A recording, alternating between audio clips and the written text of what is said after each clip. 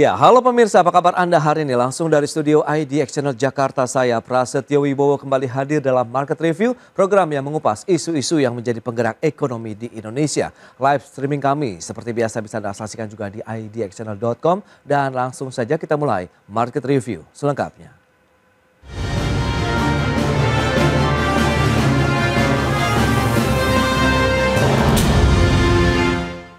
Ya, pemerintah terus berinovasi dalam menerbitkan surat utang internasional atau global bond guna membiayai APBN di tahun 2025 ini. Dan terbaru pemerintah menerbitkan obligasi global berdenominasi yen Jepang atau samurai bond sebesar 103,2 miliar yen atau sekitar 11,75 triliun rupiah.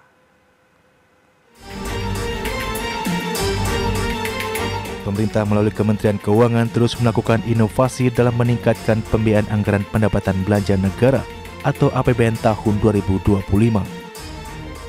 Dan salah satunya melalui diversifikasi penerbitan surat utang internasional atau global bond, di mana pemerintah telah menerbitkan global bond dalam mata uang dolar Amerika Serikat dan euro. Terbaru pemerintah telah menerbitkan obligasi global berdenominasi yen Jepang atau samurai bond sebesar 103,2 miliar yen atau sebesar 725 juta dolar Amerika Serikat atau setara dengan 11,75 triliun rupiah dengan kurs 16.217 per dolar Amerika Serikat. Samurai bond diterbitkan dalam 5 tenor yaitu 3 tahun dengan kupon 1,56%, 5 tahun kupon 1,87%, 7 tahun kupon 2,05%, 10 tahun kupon 2,35%, dan tenor 20 tahun dengan kupon 3,26%. Sedikit tambahan keterangan mengenai diversifikasi instrumen yang diterbitkan hari ini, yaitu Samurai Bond dalam Japanese Yen sebesar 103,2 bio Japanese Yen atau kurang lebih 725 juta US dollar dengan pricing yang sangat baik. Tenor 3 tahunnya itu di 1,56%, 5 tahunnya 1,87%, 7 tahunnya di 2,05%, 10 tahun di 2,35%, 20 tahunnya di 3,26%. Sementara itu pemerintah saat ini juga tengah mempertimbangkan untuk menerbitkan global bond lainnya dalam mata uang yuan Cina atau renminbi, yaitu dim sum bond, dan dalam mata uang dolar Australia yaitu kangaroo pound. Berbagai sumber untuk IDX Channel. Ya, pemirsa, untuk menilik strategi diversifikasi penerbitan obligasi global Indonesia, kita sudah tersambung melalui Zoom bersama dengan Mas Arief Rohman Said Putra. Beliau adalah Ketua HIPMI Tech Center. Halo Mas Arief, apa kabar? Halo Mas Pras, apa kabar? Kabar baik. Terima kasih atas waktu yang disempatkan. Kemudian ada Pak Wijayanto Samirin, Ekonom Universitas Paramadina. Halo Pak Wija, apa kabar Pak? Kabar baik Mas Pras. Baik, terima kasih atas waktu yang disempatkan. Dan sebelum membahas lebih jauh nih Pak Wija, kita akan mereview terlebih dahulu nih pandangan Anda terhadap pasar surat utang ataupun obligasi di Indonesia saat ini seperti apa Pak kondisi realnya? Silakan. Ya, pangsa surat utang atau obligasi di Indonesia ini masih belum dioptimalkan ya, terutama untuk swasta, obligasi korporasi. Jadi untuk ekonomi yang sebesar Indonesia, itu total nilai obligasi korporasi yang diterbitkan itu baru 450 triliun. Saya rasa 2.000, 3.000 saja bisa nyerap pasar ini kalau memang dikerjakan dengan baik. Memang salah satu catatannya adalah dominasi dari SBN. Jadi SBN sekitar 7.000 triliun, tapi obligasi korporasi baru 450. Jadi ke depan memang harus kita beri ruang lebih kepada swasta untuk menerbitkan obligasi supaya investasi itu bisa dibiayai begitu. Nah, kemudian bagaimana dengan pemerintah? Pemerintah mempunyai ranah yang lebih luas.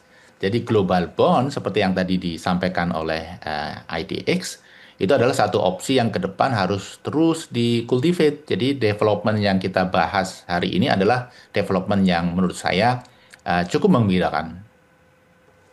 Baik, itu ya beberapa data yang sudah disampaikan bahwa memang sudah tepat ya diversifikasi yang dilakukan oleh pemerintah. Nah, dari kacamata HIPMI Tech Center sendiri melihat bagaimana kalau pelaku usaha begitu dengan beragam upaya, bagaimana pemerintah masih terus berinovasi melakukan pembiayaan untuk APBN yang pasti juga untuk menggerakkan ekonomi nasional juga nih Mas Arief.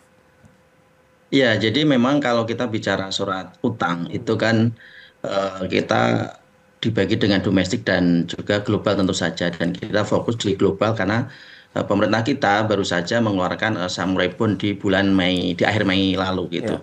Dan kalau kita lihat tadi bagaimana disampaikan itu kuponnya kan cukup menggembirakan lah begitu. Jadi kita juga yang beberapa waktu lalu bisa nyampe 5% bahkan sampai 7%, tapi ini untuk 20 tahun hanya di angka 3%. Jadi ini kabar baik dalam hal ini untuk penerbitan Samurai Bond. Tentu nanti yang ke depan kita juga berharap bahwa ketika memang dipaksakan atau terpaksa harus menerbitkan bond-bond yang selanjutnya, tentu harapannya adalah dengan kupon yang sangat-sangat kompetitif seperti Samurai Bond ini. Dan walaupun itu kami berharap ini menjadi solusi alternatif atau solusi terakhir ya, kita tentu berharap bahwa pembiayaan itu bisa dibiayai dari penerimaan perpajakan juga penerimaan negara bukan pajak. Ketika digunakan untuk investasi itu tentu kita menyambut baik dan itu tentu juga bisa berdampak pada kami para pengusaha untuk memutar ekonomi kita. Baik, Mas Arief. Nah, Pak Wija, kalau kita lihat penerbitan utang dalam mata uang selain rupiah kan juga sudah dilakukan, ada euro, kemudian dolar Amerika Serikat, kemudian tadi yen Jepang juga. Nah, apa saja lah kalau kita bicara mengenai keuntungan benefit Indonesia begitu dalam melakukan diversifikasi penerbitan surat utang global ini, Pak Wija? Ya. Selama ini kita terlalu tergantung kepada US dollar. Nah, minat investor untuk berinvestasi atau membeli surat hutang dalam denominasi US dollar itu sekarang sedang tidak bagus. Karena perkembangan ekonomi Amerika yang sulit ditebak, sulit diprediksi. Sehingga mereka mencari yang berdenominasi dalam mata uang yang lain. Nah, sehingga ini tepat ketika pemerintah kita kemudian menerbitkan dalam mata uang yen, tadi disinggung oleh Mas Arief, akan menerbitkan dalam mata uang renminbi, Australian dollar, dan lain sebagainya. Bahkan yang euro itu perlu ditambah lagi dan perlu dicoba pound sterling, karena marketnya juga sangat potensial di sana. Jadi ini diversifikasi karena kita ingin merangkul sebanyak mungkin investor yang sekarang mereka makin tidak yakin dengan denominasi surat utang dalam US dollar, sehingga kita jemput bola. Kemudian pada saat yang lain, di banyak negara seperti Jepang misalnya, itu banyak investor institusi yang dia hanya bisa membeli surat utang dalam yen. Ini bagian dari kebijakan pemerintah untuk security currency mereka. Nah, ini kita manfaatkan. Kita datang menerbitkan surat utang dalam mata uang yen. Dan saya rasa investor di Jepang itu banyak yang berpandangan sangat positif tentang Indonesia, dan ini kita manfaatkan juga begitu ya. Mereka pasti juga akan melakukan diversifikasi. Tidak hanya diversifikasi mata uang, tapi juga diversifikasi penerbit. Nah, kehadiran kita yang masih sangat minimal di banyak negara itu, saya rasa ini berita bagus yang harus kita optimalkan. Nah, dari sisi nilainya sendiri, Pak Wija bagaimana? 103,2 miliar yen sendiri atau 725 juta? Itu nilai yang cukup besar ya untuk global bond. Tetapi kita lihat ini kan oversubscribe 2 kali lipat. Jadi sebenarnya masih ada ruang untuk menerbitkan Samurai Bond di kemudian hari. Dan saya rasa ini strategi yang bagus karena selama ini pemerintah terlalu mengandalkan SBN rupiah. Yang tadi kita sudah singgung, ini menimbulkan crowding out. Ketika pemerintah punya alternatif pasar di luar negeri dengan bunga yang sangat menarik dan demand-nya ada, saya rasa ini harus dimanfaatkan betul begitu supaya swasta seperti Mas Arief ini punya ruang untuk menerbitkan obligasi korporasi juga di dalam negeri. Karena bagi swasta, pasar global itu tidak selamanya terbuka, terutama untuk korporasi-korporasi yang domestic minded gitu ya. Berbeda dengan korporasi yang dia punya operasional internasional, apalagi yang multinational company. Demikian. Baik, Pak Wija. Nah, kita tahu di sisi lain pendapatan negara begitu dari perpajakan 657 triliun, kemudian PNBP-nya ada 153 triliun per April 2025. Apakah memang ini menjadi bagian daripada kita juga mencari sumber-sumber lain begitu untuk penerima negara ataupun APBN? Kita bahas nanti di segmen berikutnya, kita akan jeda dulu sebentar ya. Dan pemirsa, kami akan segera kembali usai pariwara berikut ini.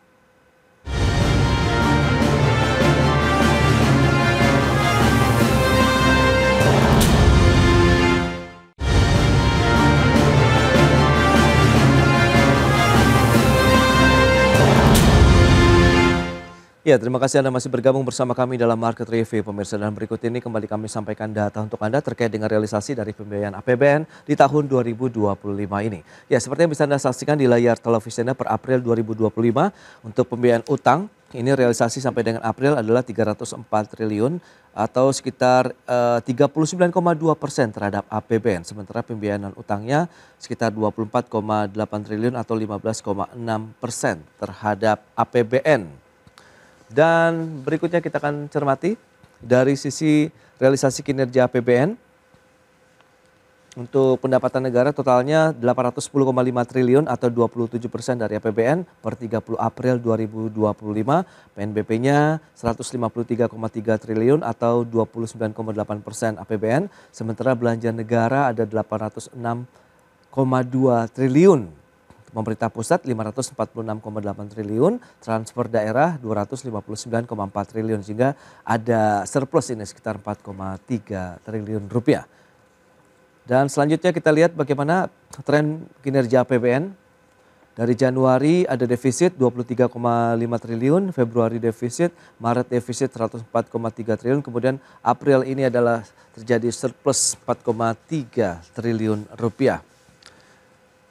Baik, itu dia beberapa data dan kita lanjutkan kembali perbincangan bersama dengan Mas Arief Roman Said, Ketua HIPMI Tech Center, kemudian juga Pak Wijayanto Samirin, Ekonom Universitas Paramadina. Baik, nah mencermati dengan beberapa informasi yang tadi sudah disampaikan, Mas Arief, ini dari sisi HIPMI Tech Center melihat bagaimana dari sisi penerimaan lain, kalau memang masih menjadi andalankah perpajakan, PNBP begitu, sementara kita tahu dari sisi targetnya, dari kacamata HIPMI juga apakah sudah on the track atau bagaimana nih Mas Arief? Iya, jadi kalau kita lihat capaian realisasi ya, kita punya data per 31 Mei 2025. Jadi ini sudah mulai rebound lah begitu. Walaupun memang dibanding dengan tahun lalu kita masih per 31 Mei kita masih minus sekitar 90 triliun. Di per 31 Mei itu di angka 670 sekian triliun, sementara di tahun per Mei 2024 itu di angka 760 triliun. Nah, ini memang erat tadi kaitannya dengan kalau kita lihat penerimaan di Januari Februari yang memang sangat-sangat jeblok ya, yang kemudian di bulan Maret, April, Mei bisa cukup melakukan perbaikan dan kita tentu berharap bahwa di bulan-bulan selanjutnya nanti sampai dengan Desember itu bisa semakin baik dan bisa mencapai apa yang diamanahkan ditargetkan oleh APBN kita. Sementara sebagaimana kita tahu bahwa pejabat tertinggi di dua sumber penerimaan kita, institusi sumber penerimaan kita yaitu Direktorat Jenderal Bea Cukai dan juga DJP ini sudah mengalami perubahan dan tentu ini kita berharap ada angin segar untuk perbaikan penerimaan perpajakan kita ke depan. Di samping tentu adalah Kortek yang semakin bisa berfungsi dengan baik begitu. Ya, Kortek sendiri masih menjadi game changer tidak sih untuk penerimaan negara dari sisi perpajakan kita, Mas Arief? Tentu kita masih berharap ya dan perbaikan memang harus terus dilakukan karena seidealnya dengan Kortek itu nanti data semua terintegrasi sehingga bisa saling cross check antara pemasukan-pemasukan atau pendapatan-pendapatan yang belum dikenai pajak itu bisa langsung termonitor begitu oleh sistem ini. Tapi memang sampai dengan saat ini itu masih cukup jauh kalau kita boleh menilai mungkin masih di angka 60-70% lah dari konsep idealnya Kortek ini gitu. Baik ya, masih bisa menjadi harapan tentunya untuk penerimaan negara dengan konteks sistem yang masih terus dibenahi begitu oleh Direktorat Jenderal Pajak. Nah, Pak Wija, kalau kita bicara mengenai lagi samurai bond begitu ya, Anda katakan ini bisa menjadi salah satu alternatif pembiayaan yang memang bisa dimanfaatkan atau bisa dioptimalkan lebih jauh lagi dengan sejumlah mata uang dari negara-negara. Nah, samurai bond ini juga kan ada beberapa tenor begitu. Melihat apa sih yang menjadi dasar begitu penerbitan tenor yang ada yang 3 tahun, 5 tahun, 7 tahun, 10 tahun, bahkan ada yang 20 tahun ini, Pak Wija. Ya, kita ingin mengoptimalkan appetite investor. Ya, ya. Jadi investor itu ada yang orientasinya short term, mid term, long term. Sehingga bauran samurai bond yang kita keluarkan itu mencoba mengadaptasi situasi ini. Kalau pinginnya sih kita sih sebagai penerbit ya long term semua begitu ya. Oke. Tapi kita coba sebar untuk mengoptimalkan nilai. Kemudian banyak juga investor yang karena baru pertama kali membeli samurai bondnya Indonesia, dia mencoba dengan yang short term dulu. Kemudian siklus kedua, ketiga, keempat mereka mencoba yang lebih long term. Jadi alhamdulillah dengan strategi itu kita bisa dapat nilai yang cukup besar dan dengan bunga yang menarik. Sisi lain dari sisi Indonesia dengan melakukan penerbitan berbagai tenor kita bisa mendapatkan bunga yang lebih rendah. Karena pasti yang tenornya lebih pendek, bunganya lebih kecil dibandingkan yang tenornya lebih panjang. Begitu. Jadi dari sisi optimalisasi pembayaran bunga kita dapat, yang kedua dari sisi optimalisasi nilai issuance kita juga dapat. Nah, Pak Wija, untuk yang 20 tahun kan formatnya ada blue bond begitu ya. Nah, yang terkait dengan nilai-nilai ESG ini bagaimana Anda melihatnya? Jadi memang sekarang ini ada tren global yang sangat kuat di mana investor-investor institusi itu mempunyai investment strategi di mana mereka hanya mau berinvestasi di tempat-tempat yang environmentally friendly. Jadi ini tidak hanya di obligasi bahkan saham. Kalau kita lihat saham-saham kita kenapa banyak yang turun itu karena tren global itu sehingga mereka tidak masuk ke saham-saham yang mining misalnya dan seterusnya. Nah, kita memahami ini sehingga kita terbitkan blue bond itu, sebagian menyebutnya green bond gitu ya, untuk mengadopsi appetite investor tadi. Ada investor yang memang secara filosofinya sangat suka hal-hal yang berbau sustainability. Nah, ini kita fasilitasi. Tetapi memang kita juga harus konsekuen karena investor-investor seperti ini betul-betul concern dengan pemanfaatan dari obligasi yang mereka beli, dananya untuk apa. Jadi kita harus menjaga concern investor itu jangan sampai kita keluar dari koridor sehingga ke depan mereka tetap mau membeli green bond atau blue bond kita. Menarik untuk dicermati begitu. Kalau kita lihat pemerintah juga tengah mempertimbangkan ini Pak Wija untuk menerbitkan lagi global bond mata uang yuan China atau renminbi, disebutnya dim sum bond, kemudian ada mata uang dolar Amerika, maksud kami dolar Australia ini kangguru bond. Kita akan bahas nanti di segmen berikutnya ya. Kita akan jeda dulu sebentar. Pak Wija, Mas Arief dan pemirsa, kami akan segera kembali sesaat lagi.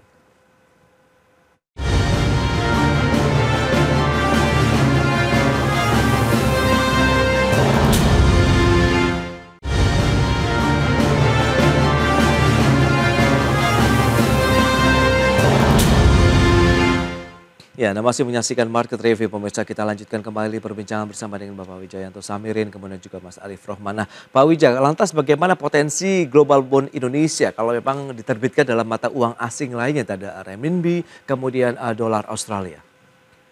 Yang renminbi ini potensinya luar biasa besar, karena investor mereka sedang banyak melepas investasi dalam US dollar. Dan pasti mereka butuh alternatif baru. Mereka dalam masa-masa rebalancing. Jadi ini secara timing tepat dan saya menduga ini potensinya justru lebih besar daripada samurai bond untuk yang dim sum bond. Nah, untuk yang kangaroo bond karena ini kayaknya perdana ya, kita belum pernah menerbitkan obligasi dalam mata uang Australian dollar. Ini observasi yang sangat menarik dari sisi size. Perkiraan saya tidak akan besar amat karena juga investasi dari size di Australia tidak sebesar di dua negara sebelumnya.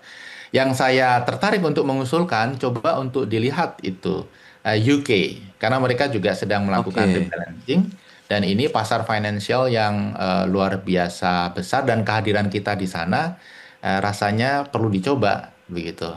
Jadi secara garis besar, renminbi sangat-sangat potensial. Australia juga sangat potensial, walaupun size-nya barangkali lebih kecil, dan kita perlu mengobservasi mata uang yang lain. Usulan saya adalah Pound sterling UK, ya. Iya, pound oke. sterling. Ya. Baik, ini ada beberapa mata uang asing yang menarik untuk bisa kita optimalkan untuk menerima negara. Nah, Mas Arief, lantas kalau memang tadi penerimaan negara dari obligasi internasional juga dikencangkan, kemudian penerimaan di dalam negeri masih bisa dikencangkan, apakah masih bisa diandalkan penerimaan negara dari non-obligasi domestik maupun global tadi untuk bisa menopang aktivitas kegiatan ekonomi Indonesia, dalam artian juga membiayai APBN di sana? Ya, kalau tadi kita lihat dari apa yang disampaikan oleh IDX ya, bahwa masih di angka 30 sekian persen, 40% lah tadi untuk realisasi pembiayaannya ya. Oke. Walaupun memang ini masih masih itu per April ya, masih terlalu pagi lah begitu Iya. sebenarnya untuk untuk capaian capaian pembiayaannya. Tapi memang eh, awal tahun ini memang cukup berat ya buat APBN kita, buat perekonomian kita, sehingga memang eh, perlu dipacu lebih dulu untuk pembiayaannya. Tapi harapan kita tentu nanti sektor penerimaan yang berkelanjutan, pajak dan juga PNBP dari dalam negeri ini nanti bisa sesuai dengan targetnya, sehingga nanti apa yang menjadi pembiayaan itu juga tidak melebihi dari yang dicanangkan di dalam APBN kita. Bahkan kalau bisa malah tidak usahlah sampai 100%, tapi bisa ketutup oleh penerimaan dari perpajakan dan juga penerimaan negara bukan pajak. Tapi memang ketika memang trennya sedang positif seperti yang dikatakan oleh Pak Wija tadi, bisa saja strategi ini mungkin bisa untuk menutup bond-bond kemarin yang kuponnya cukup tinggi ya. Itu juga bisa menjadi strategi lah untuk pembiayaan, untuk mumpung trennya sedang bagus untuk bond kita gitu. Oke. Nah, tantangan penerimaan negara sendiri di tahun ini seperti apa kalau HIPMI melihat begitu ya? Ada bottleneck di mana mungkin yang mesti segera dipecahkan misalnya begitu, Mas Arief? Iya, jadi yang utama tetap menurut kami adalah soal integrasi data. Ini Oke. sesuatu yang wajib segera diselesaikan, karena kalau tanpa itu tentu tidak akan begitu bisa membantu meleverage penerimaan perpajakan kita.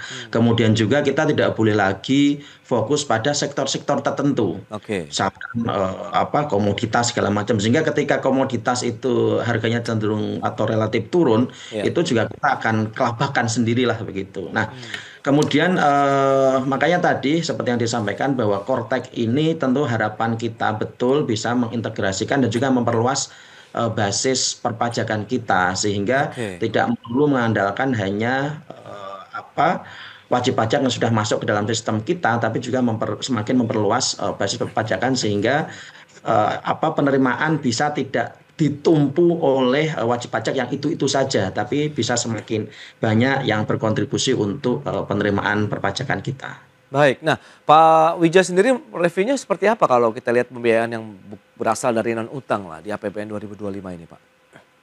Ya, kalau penerimaan negara, saya rasa sepakat dengan Mas Arief. Ya. Yang pertama, Kortex harus dioptimalkan. Karena kalau Kortex itu berfungsi secara sempurna, penggelapan, manipulasi itu sulit sekali dilakukan. Karena ini end-to-end, tercatat.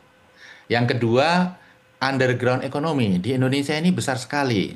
Jadi 15% sampai 20% ekonomi kita itu underground, tidak tercapture oleh pajak.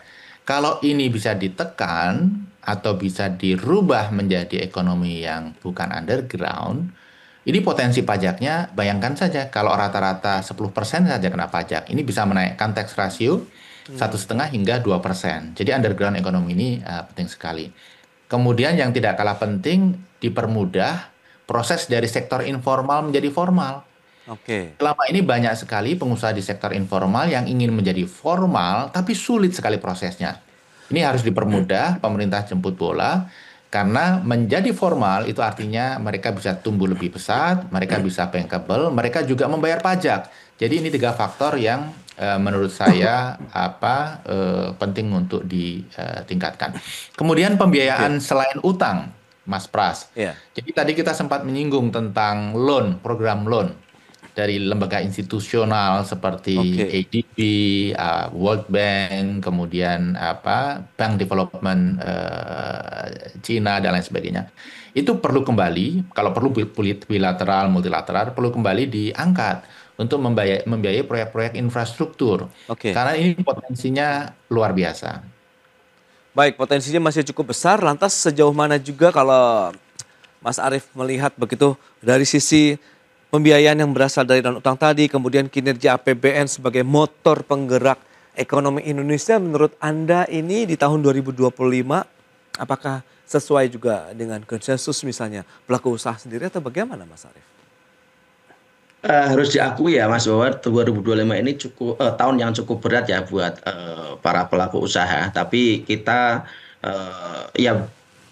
peralihan kekuasaan walaupun itu tetap sebagai temanya adalah berkelanjutan, itu pasti akan ada sedikit turbulensi.